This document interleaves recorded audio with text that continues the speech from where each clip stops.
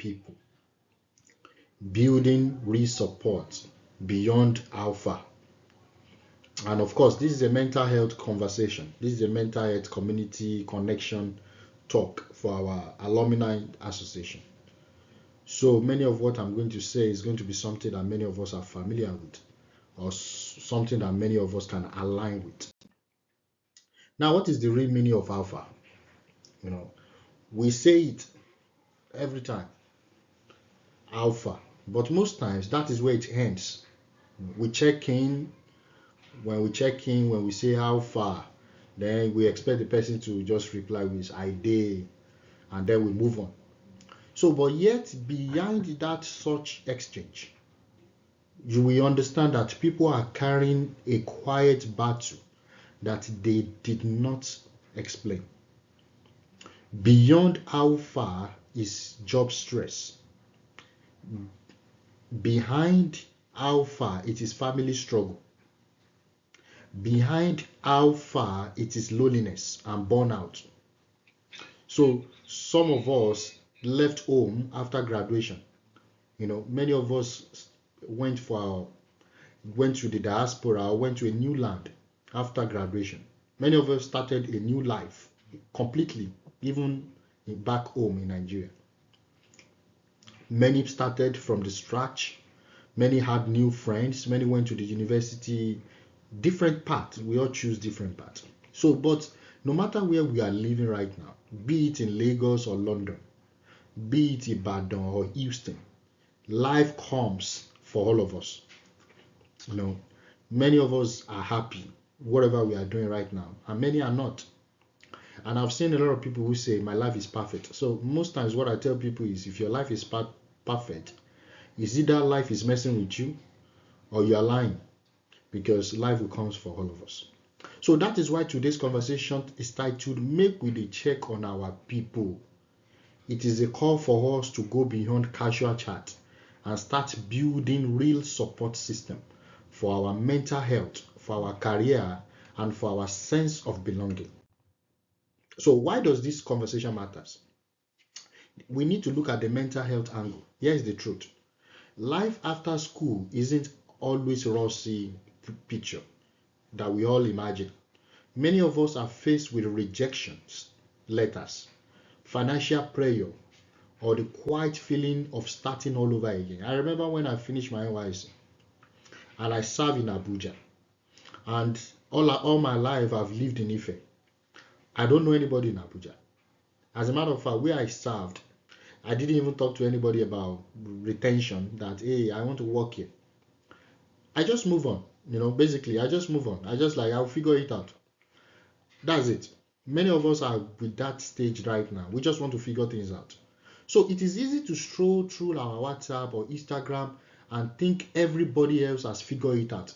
It is easy for you to look at the pictures that your friends are using, look at their Facebook, look at how happy they have children, their children are grown, they have a successful marriage.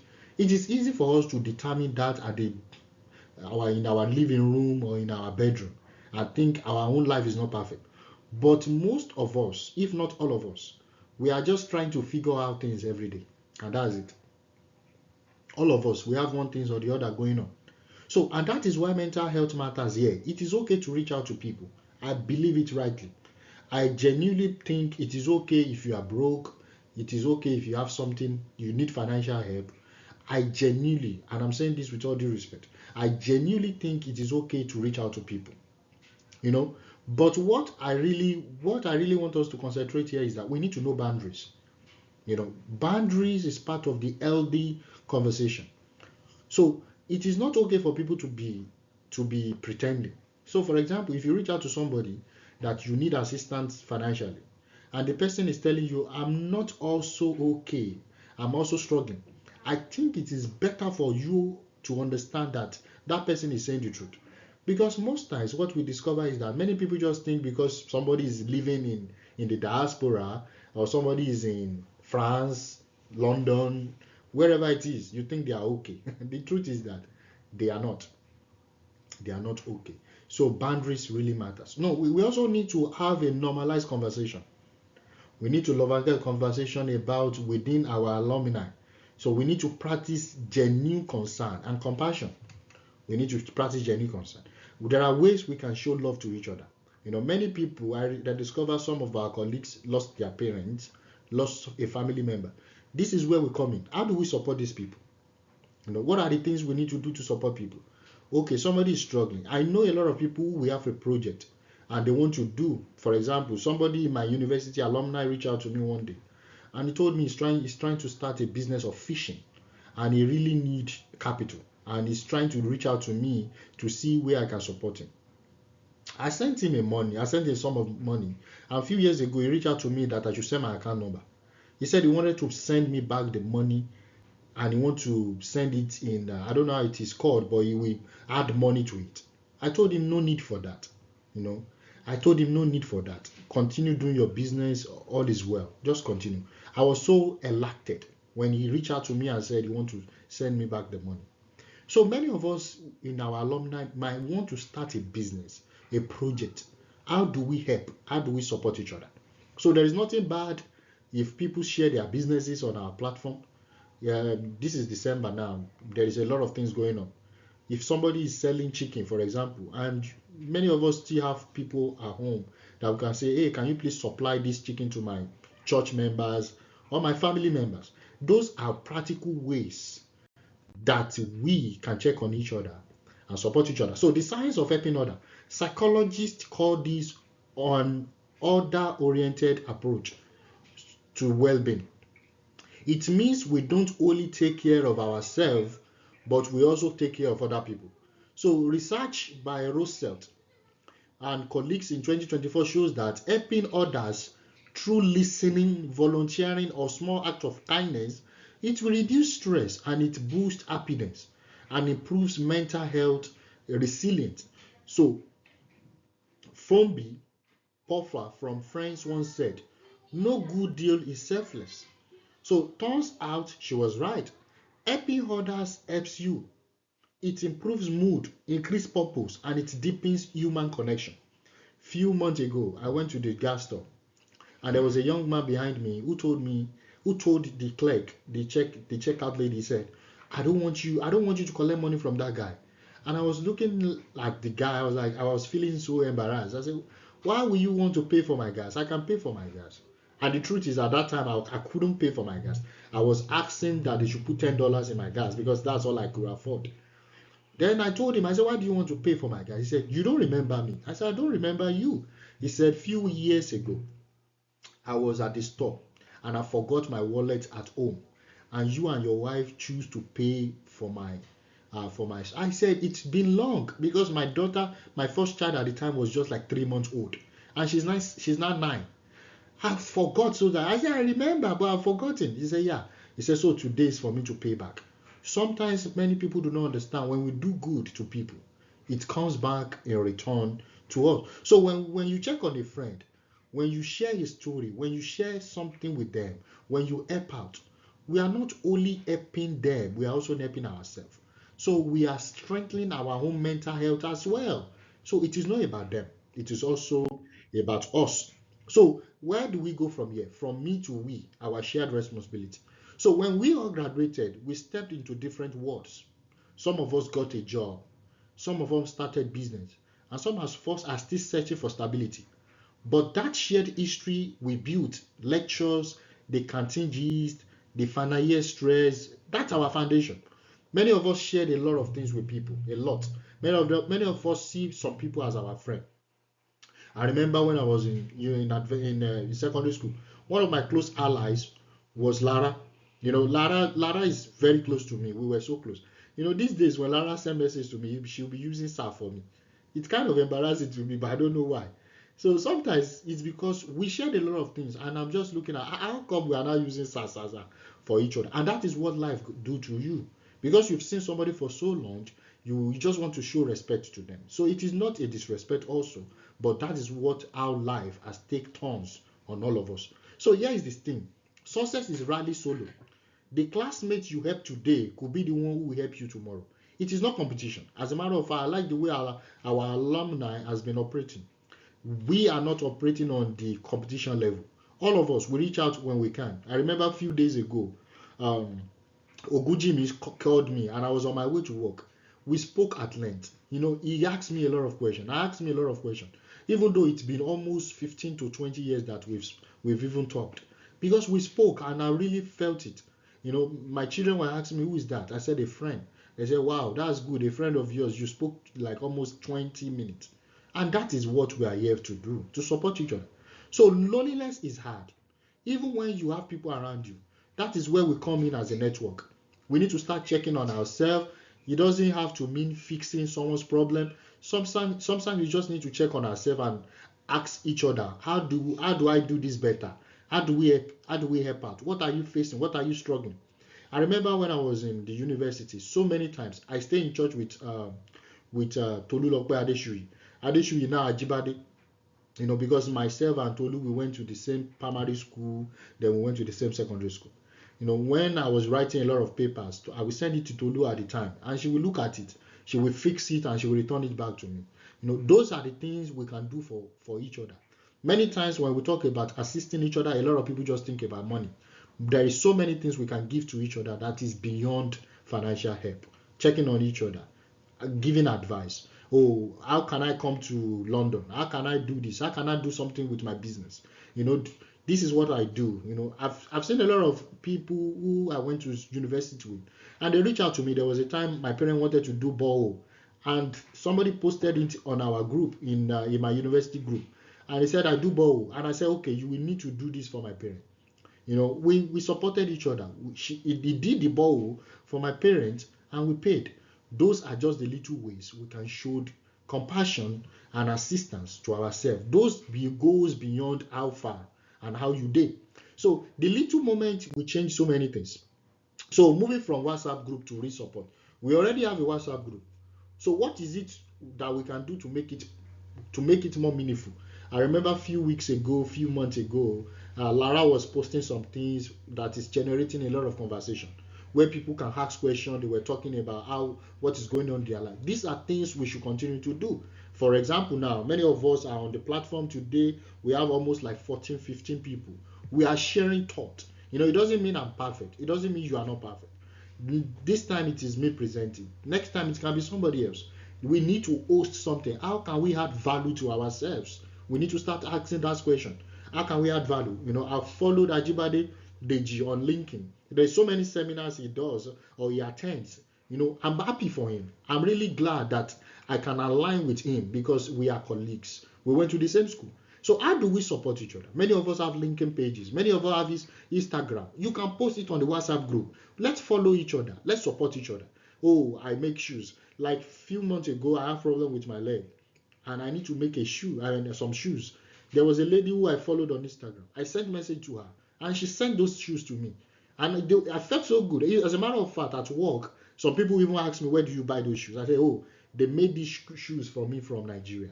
Those are the ways we can support each other. So number one, we can support each other mentally, doing mental talks. We can do career growth, job leads, entrepreneurship, family parenting, relationship wellness, financial literacy, and giving back. How do we give up to each other? How do we support? How will we get people to open up? Not everything is rosy. A few months ago, somebody reached out to me randomly, and he said, I'm trying to pay for my rent. This is genuine. And he said, I need to pay 200,000 naira for my rent. I said, well, I don't have 200,000, but I can support you with 50,000. That is all I can pay. And she collected it from me. Because people don't assist you the way you want them to assist does not mean they don't want to assist. Sometimes all of us, we have our struggles. So another thing we can do is to showcase our business. Like I said earlier, we can also create skill swap. We can also give back to the schools that we came from.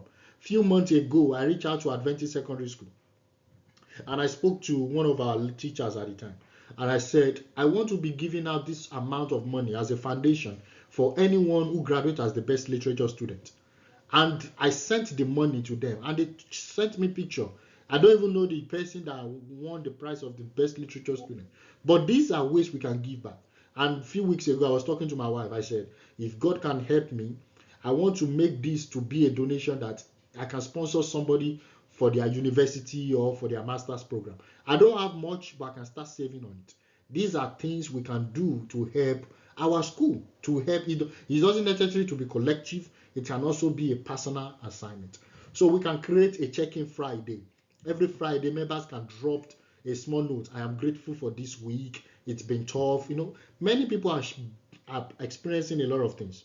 Many people, if not all of us. So we can check on each other and we can see the way we can progress from them. Now we need to respect boundaries. This is where we really need to talk about. Because somebody is telling you they can help you, or you think they are in a better position than you, does not mean they will cater for your problem. That's not the way it works. I remember I have a friend that we went to university together.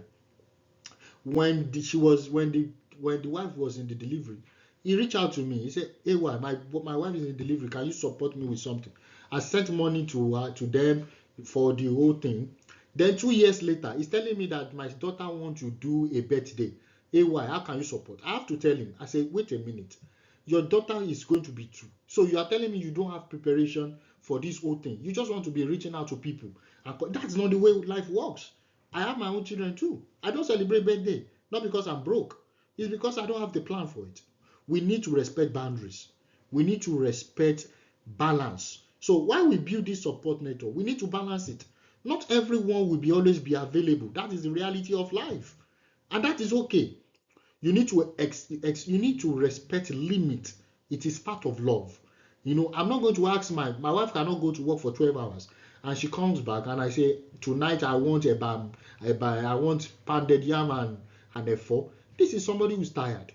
I need to respect her to understand that she will not be able to do that. Maybe there was a Sunday we all are having a good time. I can ask for it. That is the way we should treat ourselves, with respect. A healthy alumni community must allow to give and rest. Give and rest, not give and die. We cannot continue to put a pressure on other people. We need to respect that. Let's make space for understanding. If someone withdraws, it may not be personal. They may be passing through a lot of things. We will come out together. Right now we are working on a project.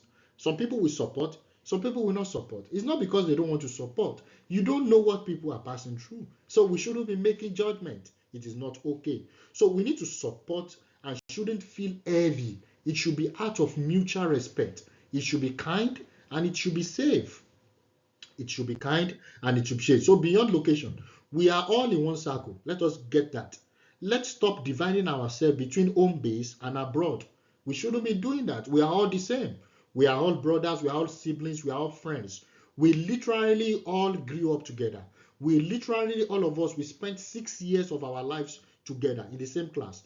I remember the person that sit down behind me, and that is Dorcas and Daniel. They sit behind me.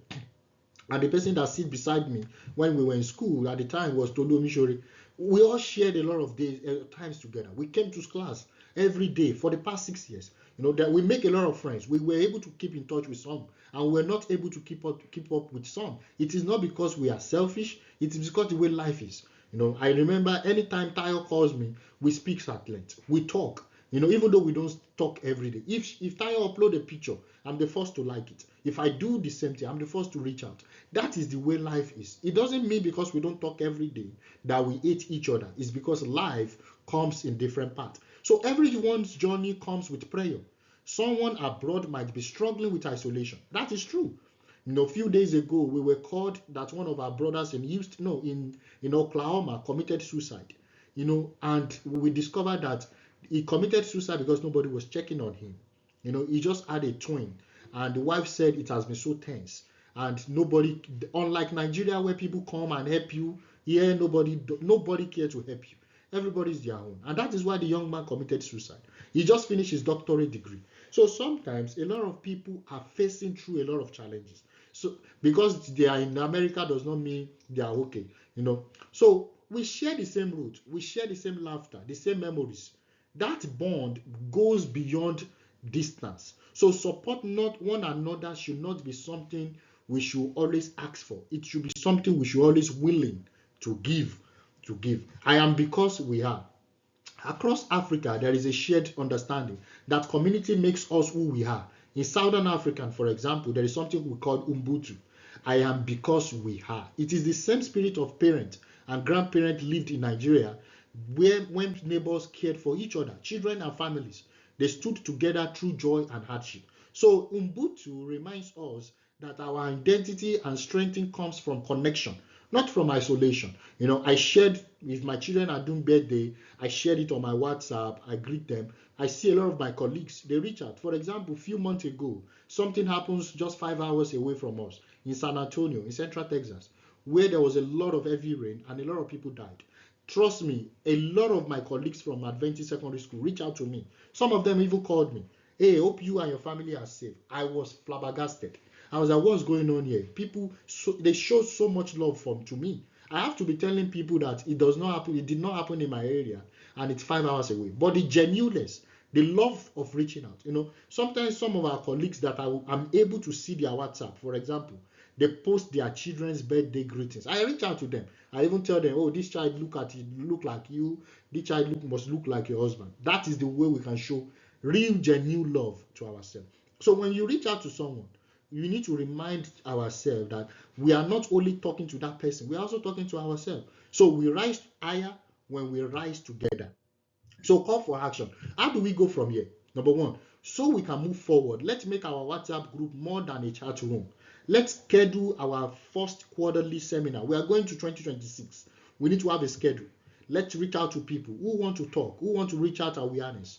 How do we go from here? Let's open nomination for members to volunteer. I will really want us to have a welfare department. I really want us to do that. We can make donations if that means something. I really want us to have a welfare department. And also we need to have a common understanding. Because we are going to have a welfare department does not mean you are going to be bringing your trouble and make it look like it is your property. It's not, because there's going to be a lot of process to go. We can support each other business. How do we support each other? If somebody wants to start a business, how can we support? If somebody has a business, how can we support? Those are the things we need to start doing. Let's begin our monthly business spotlight. There is nothing bad every Friday. Post your business. Some people have fish pond. They are selling fish. This is holiday period. Post it. Let's reach out. If people don't patronize you, does not mean we hate you. It only means we don't need it now. There's a difference between needs and want. So please let us be able to remind ourselves out. So let us remember that our alpha should go beyond I day. It should be about I see you, I care for you, I am here.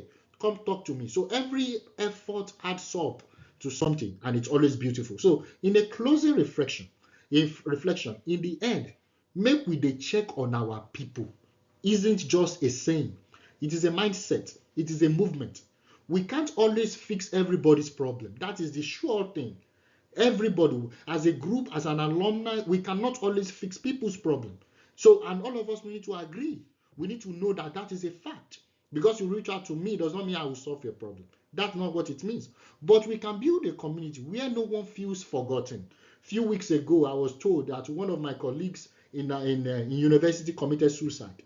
And I spoke to the parent, and what the parent told me was that he felt really lonely. All his colleagues have got married, many of them have got doctorate degree. And I told the dad, I said, why can't he reach out to me? We speak. We spoke almost how many weeks ago before he passed away. He could have told me that is the challenge, but he didn't say anything. So I felt it was okay with him. And I couldn't sleep for months because I was just thinking about, I saw him, I called him, I spoke to him. Why can't I say something? I felt guilty. And that is the same thing for all of us. We all are on the same WhatsApp group. And I thank God that none of us has passed away. Not, at least none that I know of specifically. I know Bro Sukomi passed away, but not like something that is common among us. And I know that the God that has been keeping us all these years will continue to keep us. But we need to also watch out for each other. We need to take care of each other. So because that is how we protect. We need to protect our peace. We need to nurture our friendship. We need to build a legacy that is beyond WhatsApp. We need to build a legacy that is beyond distance. So at this stage, I'm going to call it a day. I want to appreciate everyone who has taken time out of their busy schedule to listen. And at this time, let us just have one or two questions and we call it a day. Thank you so much, everyone.